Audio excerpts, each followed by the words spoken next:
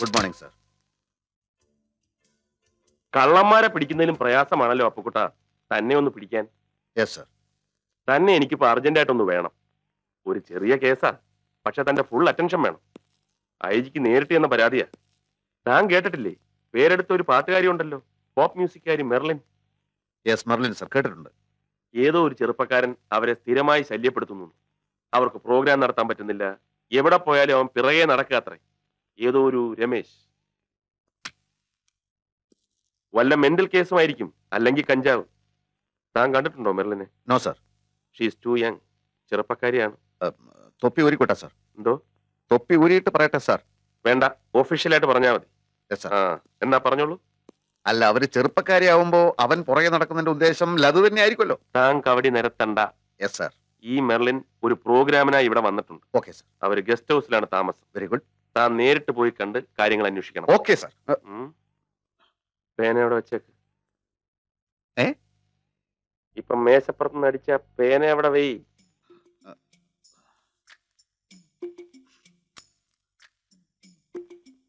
എന്താ അത്? വലത്തെ പോക്കറ്റ് മൊഴിച്ചിരിക്കുന്നുണ്ടല്ലോ. എടുക്കെടുക്ക്, എടുക്കടോ.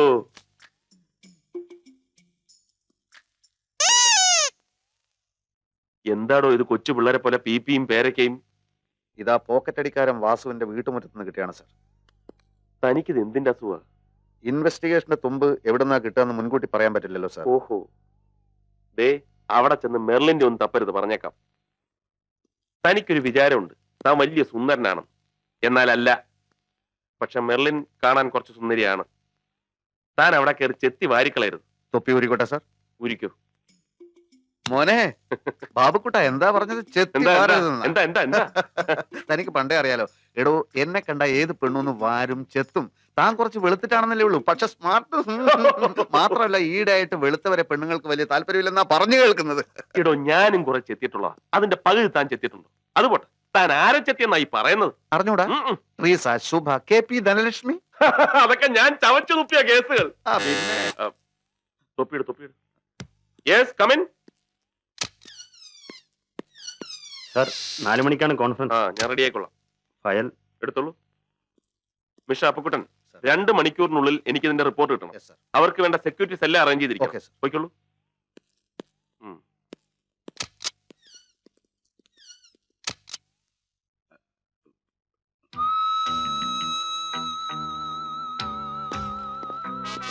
ഇതാണോ പോപ്പ് മ്യൂസിക്കാരി മെർലിന്റെ ഗസ്റ്റ് ഹൗസ്? അതെ.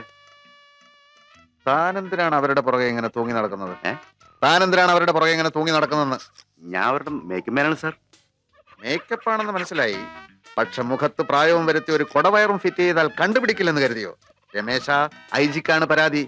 തന്റെ വിളച്ചലൊന്നും എന്റെ അടുത്ത് വേണ്ട. പീറ്ററെ, ഒന്നും വന്നേ. എന്തൊക്കെ പ്രശ്നം നോക്കിയേ. എന്താ സർ? അപ്പുക്കുട്ടൻ, CI അപ്പുക്കുട്ടൻ. ഇയാളാരാണ്? എന്താണ് പേര്? പീറ്റർ.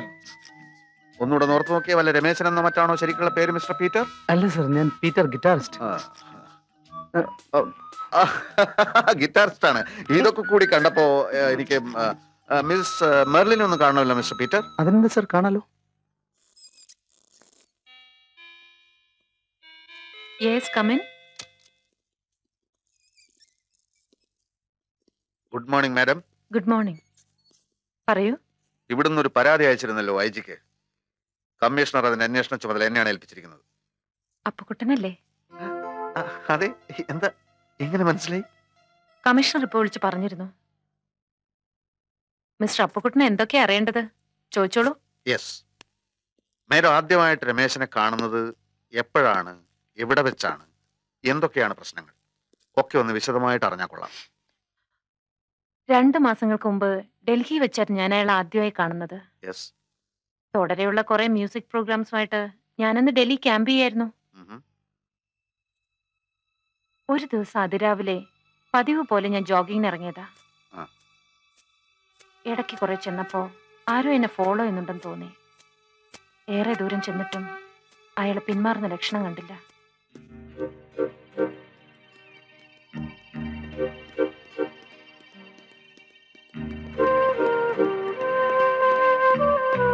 ഞാൻ വഴിമാറി ഓടിയിട്ടും അയാൾ എന്നെ പിന്തുടർന്നുകൊണ്ടേയിരുന്നു.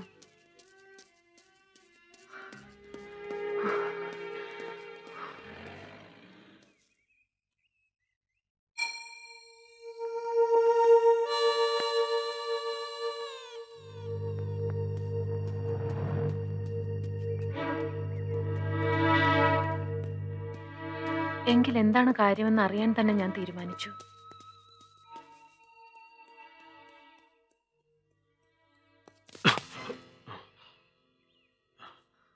Why do you follow me? ഞാൻ വെറുതെ പിന്നെ ഓ, മലയാളിയാണല്ലേ. എന്തിനാ എന്നെ തന്നെ ഇങ്ങനെ ഫോളോ ചെയ്യുന്നേ? ദേ, ഇത് ഇത് ഇത് എന്റെ ഹെയർ പിൻ ആണല്ലോ. ആ ഇത് തരാനായിരുന്നു. മാഡത്തിന്റെ കയ്യിൽ നിന്ന് പോയതാ. ഓ, ഇതിനാണോ? ഞാൻ ഭയന്നു പോയി. വല്ല ക്രിമിനൽസും ആണോന്ന്. ഡൽഹിയല്ലേ? മാഡം അങ്ങനെയൊക്കെ സംശയിക്കുന്നത് ഞാനും ഭയന്നായിരുന്നു. അതുകൊണ്ടാ ഒന്ന് അറച്ചത്. Thank you. ഞാൻ മാഡത്തിന്റെ ഒരു ആരാധകനാ. മിക്ക പ്രോഗ്രാംസും അറ്റൻഡ് ചെയ്യാറുണ്ട്. ഓ, എന്താ പേര്? രമേശ്. രമേശ് എന്ത് ചെയ്യുന്നു? ഞാനൊരു എക്സ്പോർട്ടറാ ഹാൻഡിക്രാഫ്റ്റ്സിന്റെ. ഇന്നുണ്ടല്ലേ പ്രോഗ്രാം? അതെ, എന്താ വരുന്നോ? അത് ഞാൻ തീരുമാനിച്ചു കഴിഞ്ഞു. എങ്ങനെ ഗസ്റ്റ് ആയിട്ട് വന്നോളൂ. ബൈ. Thank U.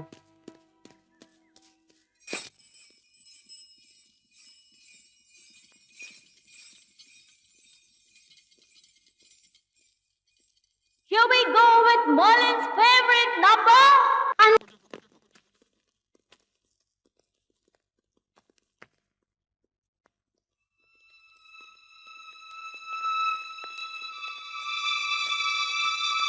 അന്ന് പ്രോഗ്രാം കഴിഞ്ഞ് അയാൾ എങ്ങനെയോ സ്റ്റേജിനകത്ത് കയറി. എനിക്ക് വേണ്ടി കാത്തു നിൽക്കുകയായിരുന്നു അയാൾ. വളരെ മര്യാദയോടെ അയാൾ എന്നെ ഒരു ഡിന്നറിന് ക്ഷണിച്ചു. എനിക്ക് വല്ലാതെ മടി തോന്നി. എന്തൊക്കെ പറഞ്ഞിട്ടും അയാൾ ഒരുപാട് നിർബന്ധിച്ചു, അപേക്ഷിച്ചു. ഒടുവിൽ എനിക്ക് സമ്മതിക്കേണ്ടി വന്നു.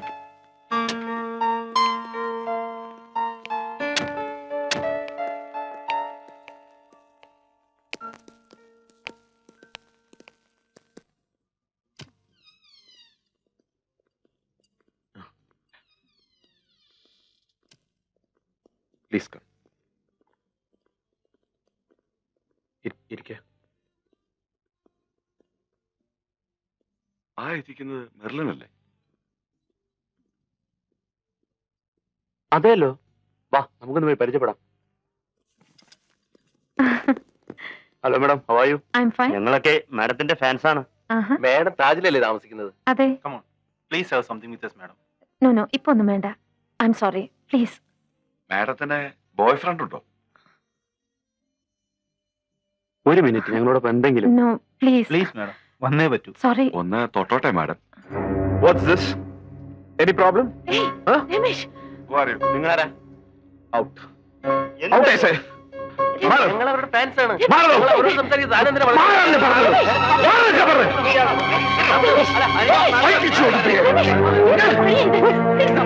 ആരാണ് പറഞ്ഞത്? രമേശ്, എന്താ ഇത്? Please, രമേശ് വേണ്ട. നമുക്ക് പോവാം, വാ. വരൂ.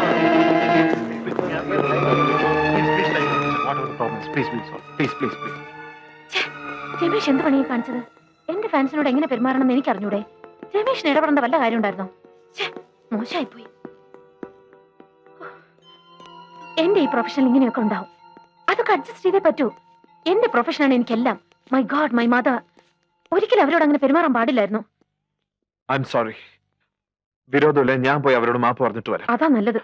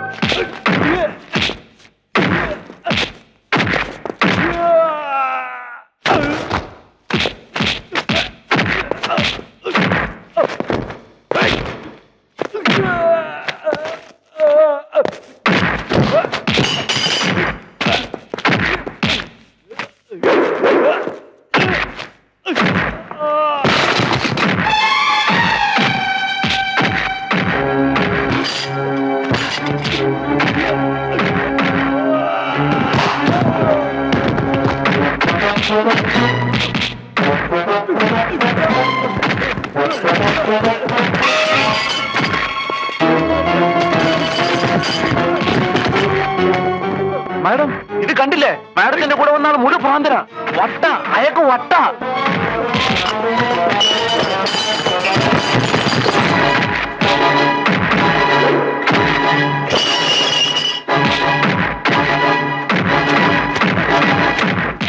മെർലിൻ എന്നതാണോ? അവളെ നോക്കുന്നവന്റെ കണ്ണ് ഞാൻ കുത്തിപ്പൊട്ടിക്കും.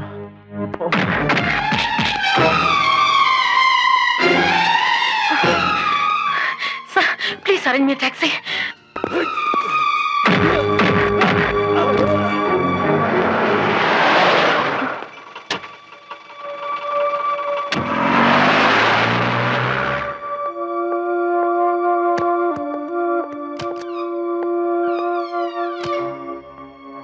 അന്ന് എനിക്ക് ആകപ്പാടെ വല്ലാണ്ട് തോന്നി. ഛേ, എന്ത് ബുദ്ധിമോശാ ഞാൻ കാണിച്ചത്. അധികം ഒന്നും പരിചയമില്ലാത്തൊരു ചെറുപ്പക്കാരന്റെ കൂടെ ഒറ്റയ്ക്ക് ഡിന്നറിന് പോവുക. എനിക്ക് എന്നോട് തന്നെ ദേഷ്യം തോന്നി. അന്ന് അല്പനേരം കഴിഞ്ഞപ്പോ എനിക്ക് റിസപ്ഷനിൽ നിന്നൊരു കോൾ വന്നു. ഡൽഹി പോലീസ് എന്നെ കാണാൻ വന്നിട്ടുണ്ടെന്ന്. വന്നോളാൻ ഞാൻ പറഞ്ഞു. Yes come in. അവർ 4 പേരുണ്ടായിരുന്നു. രമേഷിനെ കുറിച്ച് അറിയാനായിരുന്നു അവർ വന്നത്. ഞാൻ പറഞ്ഞു എനിക്ക് കൂടുതലൊന്നും അറിയില്ല, വളരെ കുറച്ച് ദിവസത്തെ പരിചയമേ ഉള്ളൂ എന്ന്. അവർക്ക് രമേഷിന്റെ അഡ്രസ്സ് വേണമായിരുന്നു. ഭാഗ്യത്തിന് എൻ്റെ അടുത്ത് 3-4 ഫോൺ നമ്പേഴ്സ് ഉണ്ടായിരുന്നു. ഞാനത് അവർക്ക് കൊടുത്തു. പിറ്റേ ദിവസം പോലീസ് സ്റ്റേഷനിലെത്തി ഒരു സ്റ്റേറ്റ്മെന്റ് എഴുതി കൊടുക്കണമെന്ന് അവരെന്നോട് പറഞ്ഞു. എനിക്ക് വീണ്ടും ടെൻഷനായി. പോകാൻ നേരത്ത് ഞാൻ അവരോട് വിളിച്ചു ചോദിച്ചു, ഇനി രമേശ് എന്നെ കാണുകയോ വിളിക്കുകയോ ചെയ്താൽ ഞാൻ എന്താ ചെയ്യേണ്ടതെന്ന്. ഭയപ്പെടേണ്ട, സ്റ്റേഷനെ അറിയിച്ചാൽ മതിയെന്നും പറഞ്ഞ് അവർ പോയി. പക്ഷേ എനിക്ക് ആകപ്പാടെ ഭയമായിരുന്നു.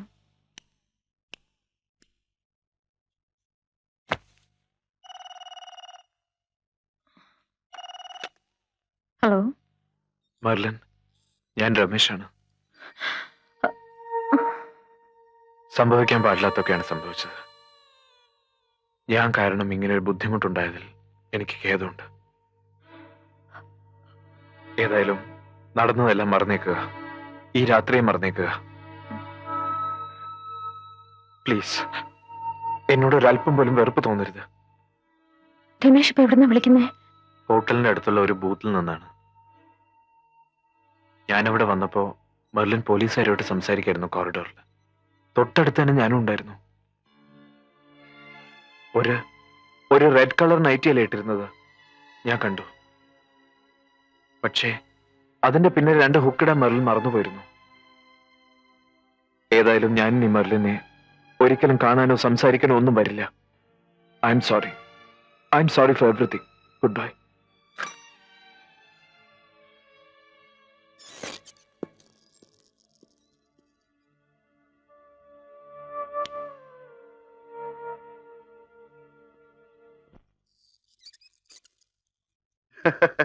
കമ്മീഷണർ ഈ പെറ്റീഷന്റെ കാര്യം എന്നെ തന്നെ ഏൽപ്പിച്ചപ്പോ ഞാൻ കരുതി ഈ രമേശൻ വല്ല കടുവയോ പുലിയോ മറ്റോ ആയിരിക്കുമെന്ന്. ഇതിപ്പോ ഇത്രയല്ലേ ഉള്ളൂ കാര്യം. ഇത് ചെറുപ്പത്തിന്റെ ഒരു ഗോഷ്ഠി എന്നങ്ങ് വിചാരിച്ചാ പോരെ IG വരെ പോയൊരു പെറ്റീഷൻ കൊടുക്കേണ്ട വല്ല കാര്യമുണ്ടോ?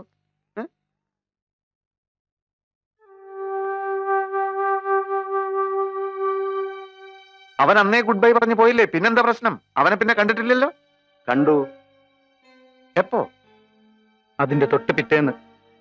പിറ്റേന്നോ? എവിടെ വെച്ച്? ഡൽഹി എയർപോർട്ടിൽ വെച്ച്. അതെങ്ങനെ?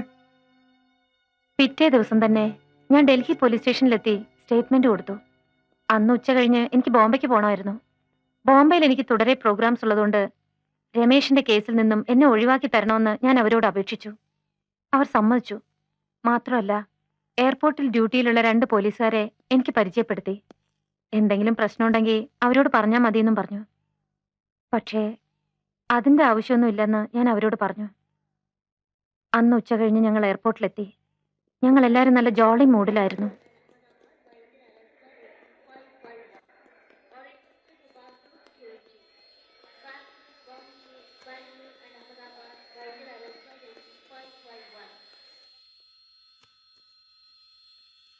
Merlin Fernandez, passenger to Bombay, please contact enquiry counter immediately. I repeat, Merlin Fernandez, passenger to Bombay, please report to the enquiry counter immediately.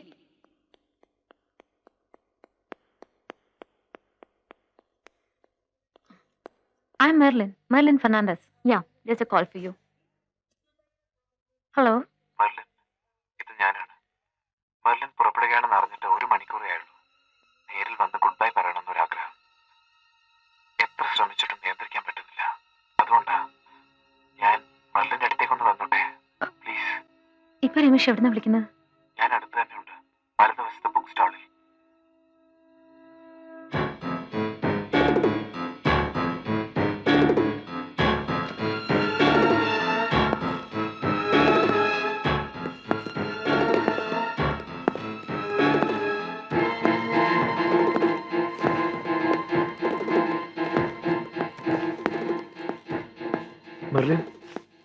Merlin എന്നോട് പൊറുക്കണം.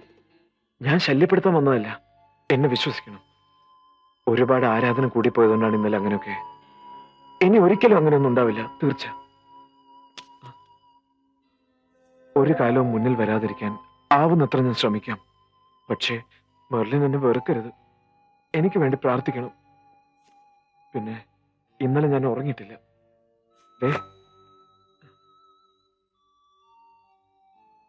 ഇന്നലെ അവരെല്ലാം കൂടി ചെയ്തതാ.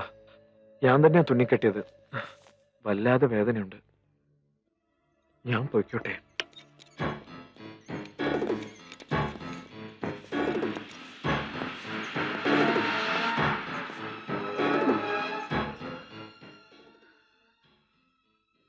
ഇവൻ ആള് മോശമല്ലല്ലോ. ഇവൻ ചില്ലറക്കാരനല്ലെന്ന് ഞാൻ അച്ചിട്ട് പറയാം. ലക്ഷണം കേട്ടിട്ട് ഒരു ബഹുരാഷ്ട്ര ക്രിമിനലിന്റെ മണം വരുന്നുണ്ട്. അല്ലെങ്കിൽ ഡൽഹിയിലെ പിള്ളേര് പറഞ്ഞതുപോലെ തനി വട്ട്. ആട്ടെ, അന്ന് എയറോഡ്രോമിൽ വെച്ച് ഇനി ഒരിക്കലും തമ്മിൽ കാണില്ലെന്നാണല്ലോ പറഞ്ഞത്. അതെ. എന്നിട്ട് അവൻ പിന്നീട് കണ്ടോ? കണ്ടു, അന്ന് വൈകിട്ട് ബോംബെയിൽ വെച്ച്. കൊള്ളാം. തരിക്കുന്നുണ്ട്, എന്റെ കൈ തരിക്കുന്നുണ്ട്. കുറെ കാലമായി ഇതുപോലൊരു തിരുമാലി എന്റെ കൈ കിട്ടിയിട്ട്. എന്നിട്ട് കേൾക്കട്ടെ. ബോംബെയിലേത് ഒരു പ്രസ്റ്റീജിയസ് ഫംഗ്ഷൻ ആയിരുന്നു. 7 സ്റ്റാർസിന്റെ ആനുവൽ ഡേ ഫംഗ്ഷൻ. ഞങ്ങൾ എല്ലാവരും നല്ല മൂഡിലായിരുന്നു. മതിമറന്ന് പാടി, മതിമറന്നാടി.